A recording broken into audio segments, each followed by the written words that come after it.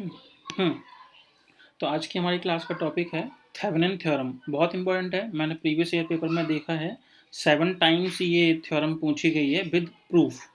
तो इसका proof obviously पहले की तरह आपकी बुक में दिया हुआ है, लेकिन बहुत अच्छे से समझा के नहीं दिया हुआ है। तो हम लोग इसको प्रॉपर करेंगे और इसके क्वेश्चंस भी देखेंगे, क्योंकि एक दो बार मैंने क्वेश्चन भी देखे हैं। सबसे पहले समझते हैं थेवेनिन थ्योरम है क्या। देखिए, जैसे आपके पास जो भी एक नेटवर्क सर्किट है, तो मैंने आपको बताया था कि हम लोग नेटवर्क एनालिसिस कर रहे हैं। तो उसमें क्या होता है कि हर रेजिस्टेंस के ऊपर उसमें कितना करंट फ्लो हो रहा है, कितना वोल्टेज फ्लो हो रहा है, पूरे सर्किट का टोटल रेजिस्टेंस कितना है, इसी तरह की चीज़ों को एनालाइज करते हैं।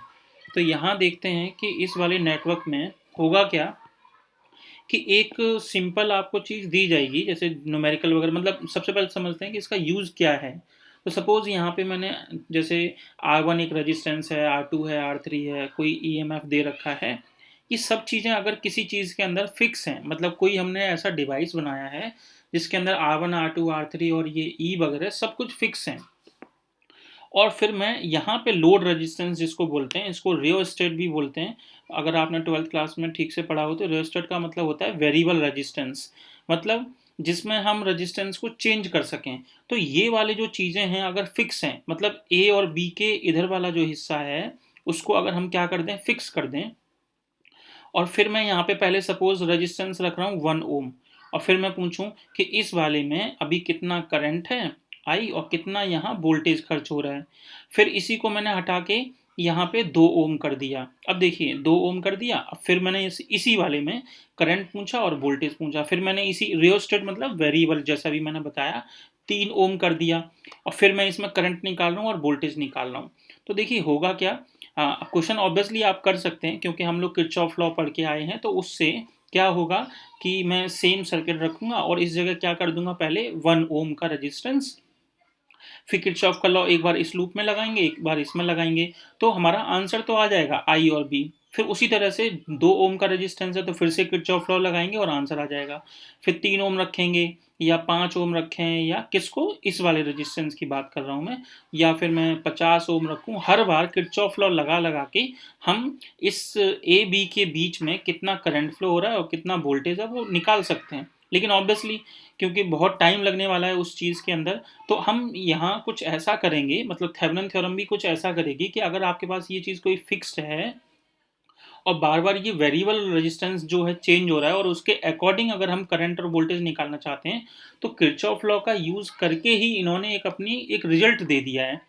तो बहुत बड़ी बात नहीं है वैसे, किरचॉफ लॉ को यही यूज़ करना है और फिर हमने एक फॉर्मूला मिल गया जिसके थ्रू हम क्या करेंगे, आई और बी सिर्फ वैल्यू चेंज करेंगे। अच्छा 1 ओम है तो उस फॉर्मूले में वो वैल्यू पुट करेंगे और तुरंत वो आंसर दे देगा कि इस वाले में कितना करंट फ्लो हो रहा है और कितना वोल्टेज फ्लो हो रहा है। तो हम आगे क्या करेंगे, जब कोई न्यूमेरिकल वगैरह जैसा एक्चुअल में जब आते हैं, जो दूसरी यूनिवर्सिटीज़ में स्टूडेंट पढ़ते हैं, तो वहाँ पे डायरेक्ट लिखा होता है कि मतलब डायरेक्ट हम न्यूमेरिकल करेंगे और वहाँ लिखेंगे यूजिंग थेवेनिन थ्योरम, मतलब हमें बार बार किरचॉफ लॉ नहीं लगाना पड़ेगा। बस यही यूज़ है इस थेवेनिन थ्योरम का। तो अब डेरिवेशन देखते हैं। तो स्टेटमेंट क्या है इसकी, देखिए कि कोई भी एक नेटवर्क है जिसके अंदर बहुत सारे वोल्टेज सोर्सेज जुड़े हुए हैं, मतलब ये वाला जैसे ई यहाँ पे है, हालांकि और भी हो सकते थे लेकिन मैंने समझाने के लिए यहाँ पे एक ही लगाया है।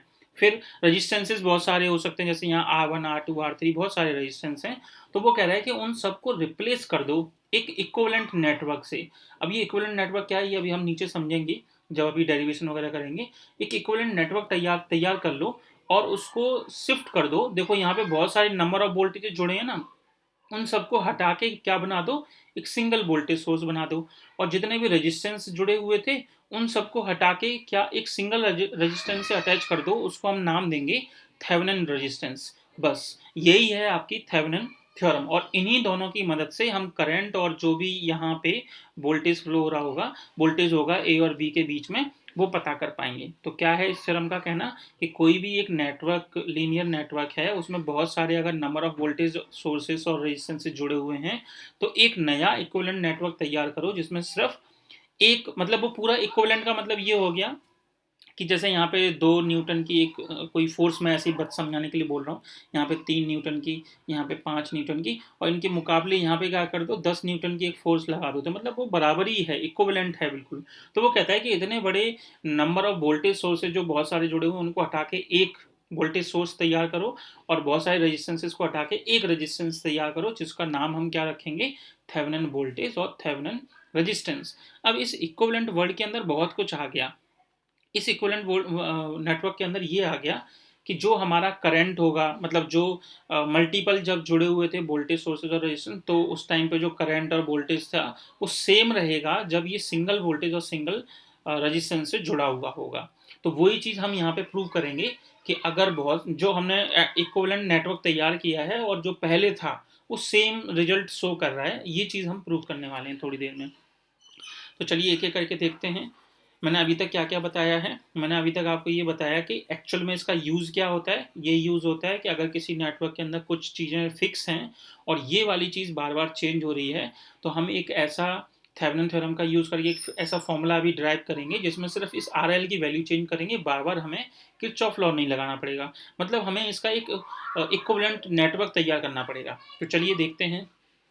वो थ्योरम करने से पहले, मतलब डेरिवेशन वगैरह करने से पहले, एक चीज़ और बताता हूँ कि जब हम क्वेश्चन वगैरह करते हैं तो जो ये बैटरी होती है उसके अंदर, जैसे केमिस्ट्री में अगर पढ़ाई की होगी तो उसके अंदर जैसे गैल्वेनिक सेल हो गया, कई तरह के सेल होते हैं, तो उनके अंदर क्या है, खुद का भी एक उनका रेजिस्टेंस होता है। तो अगर किसी को न्यूमेरिकल के अंदर खुद का भी रेजिस्टेंस दे रखा है तो उसको हम स्मॉल आर से रिप्रेजेंट करते हैं। किसका होता है ये इंटरनल रेजिस्टेंस, बैटरी का, यानी कि ईएमएफ कह सकते हो आप। जो जितने वोल्ट की बैटरी लगाई होगी, कभी कभी वो बता देते हैं न्यूमेरिकल करते टाइम पे कि इस वोल्ट जो आपने यहाँ ईएमएफ लगाया है, यहाँ पे सोर्स लगाया है, उसका एक इंटरनल रेजिस्टेंस भी है जिसको हम क्या नाम देंगे, स्मॉल आर। तो ज़्यादातर चीज़ें जब हम आइडियल पढ़ते हैं तो आइडियल सिचुएशन में ये जो इंटरनल रेजिस्टेंस होता है इसको जीरो लेके चलते हैं। लेकिन अगर कभी कभी वो दे देते हैं तो फिर उसको एक तरह से इसी बैटरी के साथ में यहाँ पे हम जोड़ देंगे और उसका रेजिस्टेंस का नाम दे देंगे स्मॉल आर। लेकिन जैसे मैंने बताया आइडियल केसेस में इसको जीरो लिया जाता है। तो चलिए देखते हैं। कंसिडर अ नेटवर्क और a circuit as shown in this figure. Let, हमने ई क्या माना है, इस जो ईएमएफ सेल का जो ईएमएफ है वो माना है, हैविंग इट्स इंटरनल रेजिस्टेंस, देखो यहाँ लिखा हुआ है, जिसकी वैल्यू क्या ली हुई है, जीरो। अगर कुछ और होता तो हम यहाँ पे उस रेजिस्टेंस को रिप्रेजेंट करते और जितने ओम का हो तो वो साइड में हम लिखते। आगे बढ़ते हैं और क्या लिखा है कि आर एल जो है वो एक लोड रेजिस्टेंस है। जो लोड रेजिस्टेंस का है या फिर रियोस्टेट का है, मतलब इनको इसको हटा के हम दूसरा भी रेजिस्टेंस लगा सकते हैं, ऐसा आप एज्यूम कर सकते हैं। तो ये नेटवर्क है।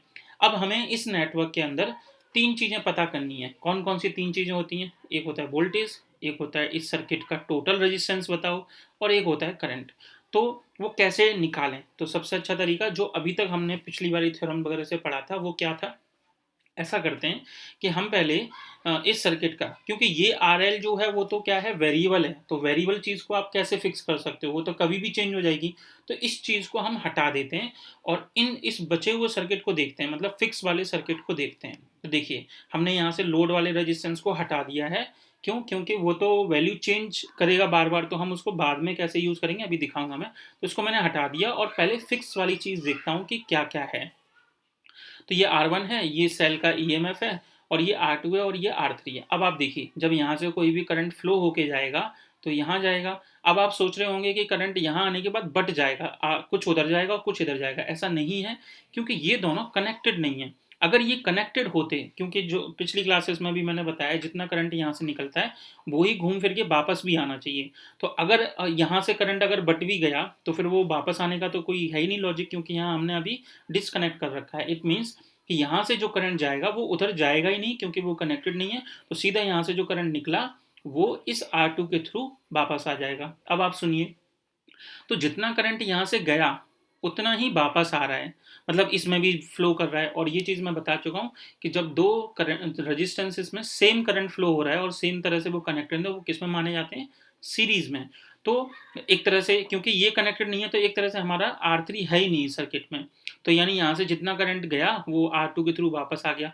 तो इनका इफेक्टिव रेजिस्टेंस कितना हो गया, क्योंकि सीरीज में है तो सीरीज में टोटल रेजिस्टेंस क्या होता है, उन दोनों का इंडिविजुअल सम, यानी कि R1 प्लस R2। तो अब ये करंट कितना फ्लो हो रहा है, तो वही ओम्स लॉ लगाइए, I इज इक्वल टू जो भी EMF होता है सेल का वो, और टोटल इफेक्टिव रेजिस्टेंस।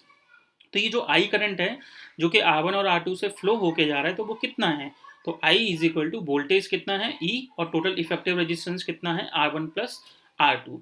अब बात करते हैं कि मान लीजिए अब यहाँ पे ये कितना वोल्टेज, इन दोनों का पोटेंशियल डिफरेंस कितना है, तो वो कैसे पता करें। तो उसके लिए देखिए, क्योंकि हमें पता है पैरेलल में वोल्टेज सेम रहता है, तो यहाँ जितना वोल्टेज होगा उतना ही वोल्टेज यहाँ होगा। तो हमने क्या किया कि इस वाले पे हमने पोटेंशियल डिफरेंस निकालना चाहा, तो इस वाले पे पोटेंशियल डिफरेंस कैसे निकालते हैं कि जितना इसमें करंट फ्लो हो रहा है और उतना ही रेजिस्टेंस। तो यानी कि मतलब जो रेजिस्टेंस क्योंकि यहाँ है वो ही रेजिस्टेंस यहाँ होगा, इस वजह से क्योंकि वो पैरेलल में माने जाएंगे। तो यहाँ पे और यहाँ देखने के लिए हमने इसमें फ्लो होने वाला करंट निकाला, और ये रेजिस्टेंस तो है ही है, तो I इंटू R2। तो ये कितना आ गया, देखिए I की जगह ये वाली वैल्यू पुट कर दीजिए, तो और R2 तो है ही, तो ये आपका बन गया वी थोरियम। वी थोरियम मतलब थोरियम नहीं, थेवेनिन। थेवेनिन के हिसाब से पढ़ रहे हैं हम लोग। तो यहाँ A और B के बीच में जो इफेक्टिव वोल्टेज होगा वो कितना होगा, I/R2। और I कितना है वो हमने कैसे निकाला है वो आपको समझ आ गया होगा। और एक अच्छी चीज़ यहाँ पे ये है कि जो चीज़ मैंने आपको यहाँ बताई है यही सेम पैटर्न हम लोग अपने न्यूमेरिकल्स में करेंगे, बस यहाँ R1 R2 की जगह कोई वैल्यू दे रखी होगी। तो ये बहुत इंपॉर्टेंट है, इसीलिए मैं इसको थोड़ा धीरे धीरे करा रहा हूँ ताकि बार बार रिवाइज होगा। तो प्रूफ में भी इसी तरह से करेंगे, तो 3 बार हो जाएगा, एक बार जो मैं यहाँ लिखा रहा हूँ वो, एक बार जब अभी प्रूफ करेंगे तब, और एक जो मैं न्यूमेरिकल कराऊंगा। तो थेवेनिन के लिए बहुत इंपॉर्टेंट है। तो पहले मैंने क्या किया, ए बी पे जो लोड रेजिस्टेंस था उसको रिमूव किया, फिर यहाँ से जो करंट फ्लो होके जाएगा वो उतना ही R2 में जाएगा, तो उस लॉजिक से मैंने करंट निकाला जो कि होगा V अपॉन में इफेक्टिव रेजिस्टेंस, तो वो है R1 प्लस R2। फिर अब मुझे वोल्टेज यहाँ पता करना है, तो ये दोनों पैरेलल में है, तो जितना वोल्टेज मतलब इस यहाँ इन एंड पॉइंट्स पे होगा उतना ही A और B के बीच में होगा। तो वो फॉर्मूला क्या है, जितना करंट इस R2 में जा रहा है वो करंट और इनटू में रेजिस्टेंस। तो I/R2 और I की वैल्यू आपने ये निकाल ही रखी थी, वो यहाँ पुट कर दो। तो इस तरह से हमने इस सर्किट का, देखो अभी तो इसमें बहुत सारी चीजें जुड़ी हुई है ना, इन इन मेथड से हम लोग क्या करने वाले हैं, अभी थोड़ी देर में एक इक्विवेलेंट नेटवर्क बनाने वाले हैं। इस वजह से हमें इन सब की चीज़ों की ज़रूरत है, क्योंकि थ्योरम के हिसाब से कोई भी जो नेटवर्क है उसमें बहुत सारे जो मल्टीपल वोल्टेज सोर्सेज और मल्टीपल रेजिस्टेंस जोड़े हुए हैं, उनके इक्विवेलेंट हमें एक तैयार करना है, सिंगल वोल्टेज और सिंगल रेजिस्टेंस वाला एक नेटवर्क। तो इसलिए हमें पहले हमने अपने इस मल्टीपल वाले से एक टोटल वोल्टेज निकाला, मतलब थेवेनिन वोल्टेज निकाल लिया। तो अब बारी है कि थोरियम थेवेनिन रेजिस्टेंस कितना होगा। तो थेवेनिन रेजिस्टेंस निकालने के लिए क्या, हमने अपनी बैटरी को हटा दिया।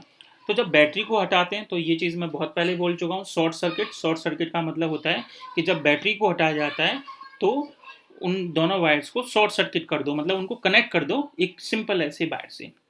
तो हमने ये कनेक्ट कर दिया, ये R1 है, ये R2 है, R3 है, और हम यहाँ पे R थोरियम रेजिस्टेंस निकालना चाहते हैं। तो कैसे निकालें, तो बहुत ईजी है। देखिए हम इधर से चलते हैं, ठीक है। तो यहाँ से हम चले जैसे, तो यहाँ पे मान लीजिए यहाँ एक बैटरी लगी है, ऐसे एज्यूम कीजिए। तो यहाँ से जब हम चले तो यहाँ करंट बट गया, कुछ इधर गया और कुछ इधर गया। तो अब आप सोच सकते हैं कि ये दोनों किस में हैं, पैरेलल। तो अगर ये दोनों पैरेलल हैं तो इन दोनों का जो इफेक्टिव रेजिस्टेंस आएगा वो R3 के कैसा होगा, सीरीज में। तो ये चीज़ अब आपको आनी चाहिए, 12th क्लास में तो बहुत थे इसके न्यूमेरिकल्स कि ये दोनों अभी क्या है, पैरेलल हैं, और जो इनका इफेक्टिव होगा वो R3 के साथ में सीरीज में होगा। तो जब कभी भी R1 और R2 जैसे ये पैरेलल में हैं तो इफेक्टिव रेजिस्टेंस क्या होता है, 1/R is equal to 1/R1 plus 1/R2।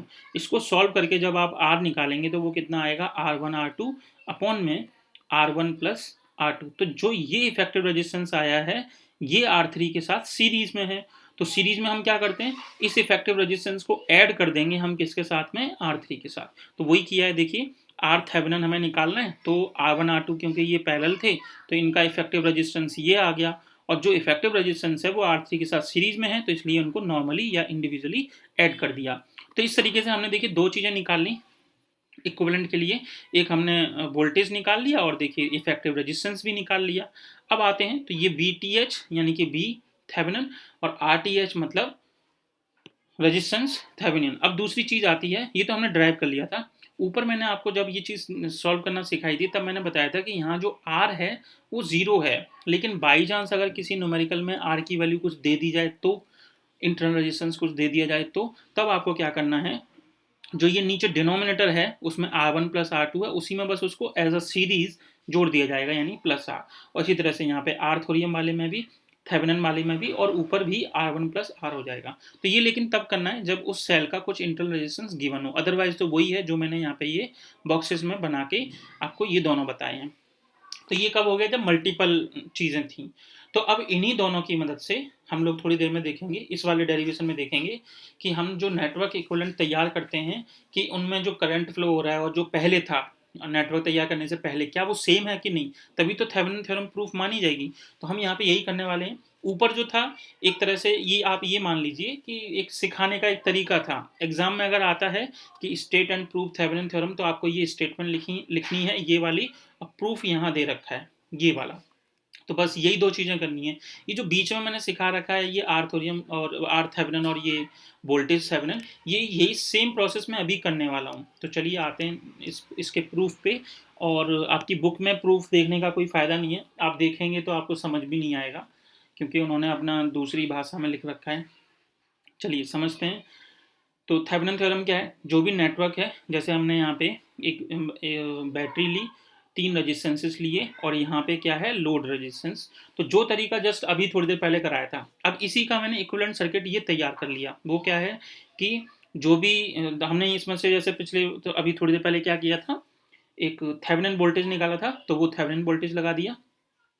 बाकी के जितने भी R1 R2 R3 थे फिक्स सर्किट में, तो उनका हमने क्या निकाला था, आर थेवेनिन। तो देखिए ये आर थेवेनिन जरूर छोड़ दिया, और लोड रेजिस्टेंस तो होता ही अलग है, तो उसको, क्योंकि हमने जब आर थेवेनिन निकाला था तो उसमें आर एल हटा दिया था, आपको याद होगा, देखिए यहाँ पे ये हटा दिया था क्योंकि ये वेरिएबल रेजिस्टेंस है। तो हमने क्या किया कि इस वाले में से जो भी वोल्टेज मल्टीपल जुड़े होंगे उनमें उनको सबको हटा के बी थेवेनिन जोड़ दिया, जितने भी R1 R2 R3 थे उनको हटा के आर थेवेनिन जोड़ दिया, और ये है आपका आर एल। तो अब हम ये प्रूफ में ये देखना चाह रहे हैं कि मैं पहले चलूंगा इस वाले सर्किट के थ्रू और चेक करूंगा कि ये आई डैश कितना है, फिर चलूंगा इस वाले सर्किट के थ्रू और उसमें देखूंगा कि आई डबल डैश कितना है। तो अगर अब मेरा एम ये हो गया कि आई डैश और आई डबल डैश अगर सेम हो गए तो मतलब थ्योरम बिल्कुल वेरीफाइड हो गई।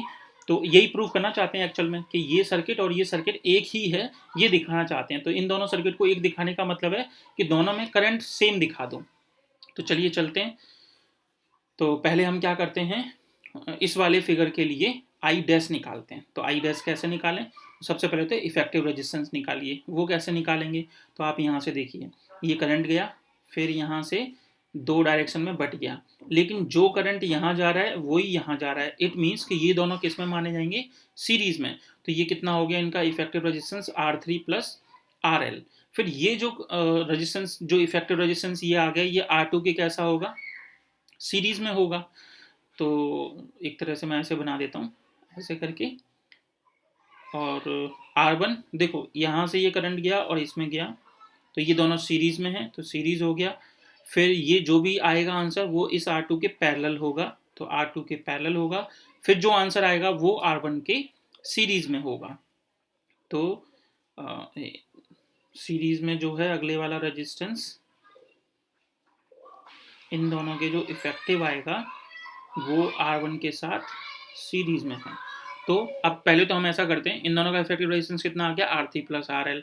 फिर R3 प्लस आर एल और R2 क्या है, पैरेलल हैं, तो इनका इफेक्टिव रेजिस्टेंस निकाल लेते हैं। जैसे 1 अपॉन आर डैश मान लेता हूँ, तो कैसे लिखेंगे, क्योंकि वो पैरेलल में है, तो एक बार लिखूंगा मैं 1 upon R3 plus R L, और फिर एक बार लिखूंगा 1 अपॉन R2। अब इसको सॉल्व करके हम आर डैश की वैल्यू निकालेंगे। तो कैसे निकालें, तो 1 अपॉन आर डैश, फिर नीचे कितना आएगा, ये आपके पास R2 है और ब्रैकेट में है R3 प्लस आर एल। इसको इधर लिखिए, R2 plus R3 plus R L. क्योंकि हम आर डैश निकालना चाहते हैं तो रेसिप्रोकल करना पड़ेगा, तो ऊपर आ जाएगा R2। ये सब चीज़ें जब आप खुद हाथ से लिख के करोगे तब समझ आएगा, सिर्फ ये पिक्चर या वीडियो देख के नहीं समझ आने वाला है। आप एग्जाम में ये इतने बड़े बड़े एक्सप्रेशन कैसे रट सकते हो, तो इनको ऑब्वियसली आपको सॉल्व करके देखना पड़ेगा एक बार हाथ से कॉपी पे।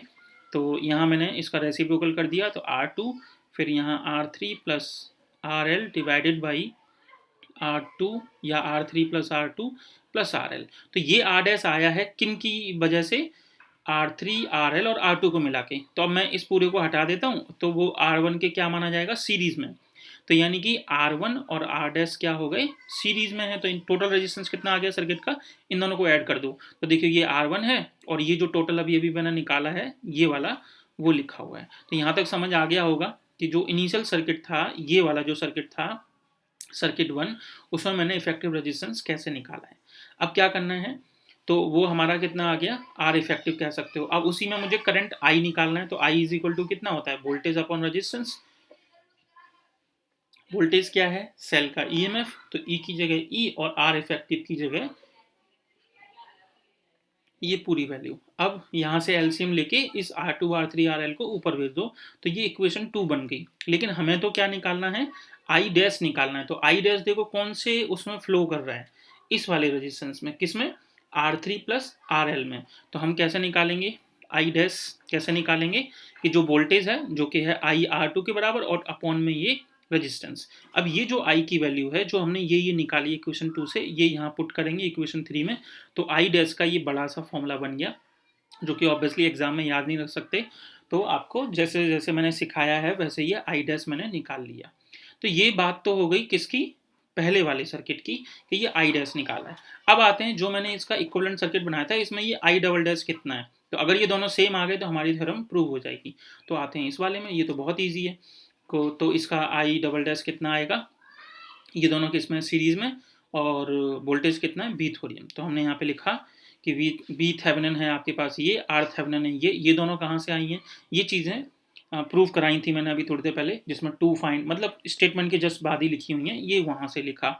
फिर तो आई डबल डैश कैसे निकालें, तो जो वोल्टेज है अपन में टोटल रेजिस्टेंस। तो यहाँ पे जो वोल्टेज का ये रहा फॉर्मूला, टोटल रेजिस्टेंस का फॉर्मूला ये रहा, मैंने पुट किया, एलसीएम वगैरह लिया है और कुछ खास कैलकुलेशन नहीं है, तो वो ये आ रहा है। अब आप देखेंगे तो जो यहाँ आई डैश निकाला था ये, और जो यहाँ आई डबल डैश निकाला है वो बिल्कुल सेम है।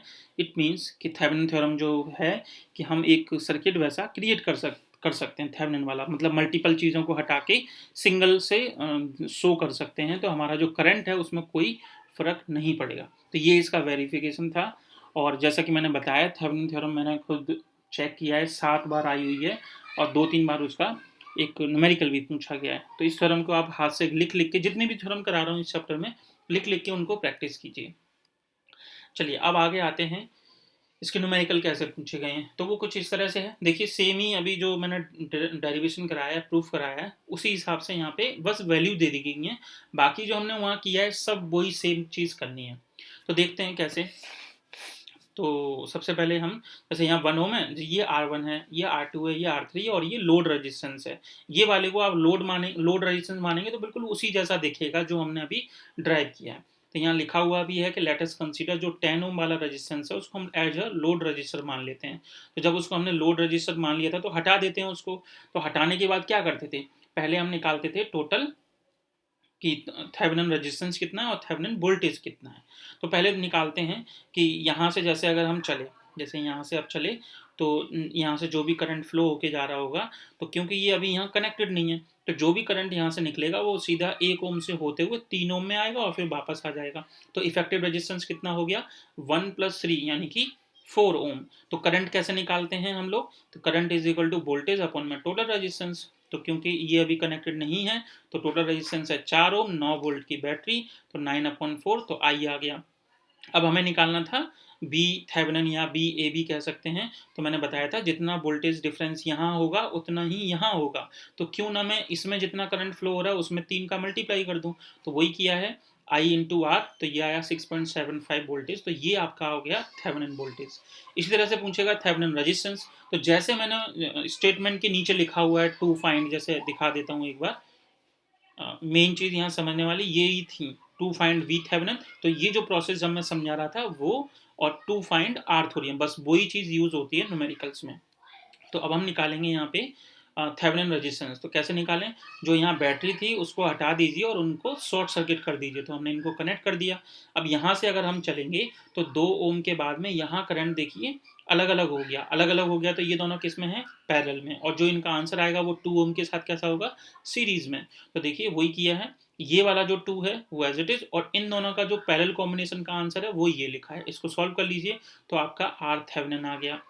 अब निकालते हैं कि इसमें करंट कितना है। तो इक्विवेलेंट नेटवर्क सर्किट कैसे बनाते हैं, एक वोल्टेज जो बी थेवेनिन निकाला है वो, आर थेवेनिन निकाला है वो, और यहाँ लोड रेजिस्टेंस अब जोड़ा जाता है जब आप आर थेवेनिन निकाल लें और बी थेवेनिन निकाल लें। तो अब आर एल को जोड़ दीजिए। जब आप यहाँ जोड़ेंगे तो अब इसमें करंट पता करना है। तो करंट कैसे पता करते हैं, I L is equal to voltage और अपॉन में टोटल रेजिस्टेंस। तो ये वाला करंट और ये वाला करंट किस में है, अभी सीरीज में, तो इनको जोड़ दीजिए तो आपका ये 0.529 ये मतलब एम्पियर करंट आ गया। तो बहुत अच्छा क्वेश्चन था, इसको जरूर कीजिए अपने आप, एक बार वीडियो देखने के बाद हाथ से जरूर सॉल्व कीजिए। तो ये थेवेनिन के ऊपर न्यूमेरिकल और उसका स्टेटमेंट ऑफ प्रूफ था।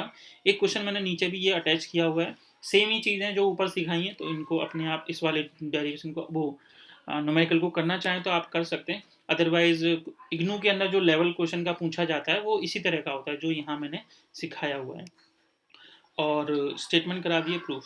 तो आज की क्लास में इतना ही है। नेक्स्ट क्लास में मैं इसकी और जो थ्योरम है, Norton theorem, maximum power theorem, 2 theorem और बची हैं आपके सिलेबस के हिसाब से। हालांकि अगर सिलेबस प्रॉपर देखा जाए जो इलेक्ट्रिकल में होता है आपका सर्किट में, तो उसमें बहुत सारी थ्योरम्स, कंपेंसेशन थ्योरम होती है, सब्स्टिट्यूशन थ्योरम होती है, लेकिन इन आपके इग्नू के सिलेबस में बस यही 2 थ्योरम और बची हैं। एक है नॉर्टन थ्योरम और एक मैक्सिमम पावर थ्योरम। तो उनको देखते हैं नेक्स्ट क्लास में।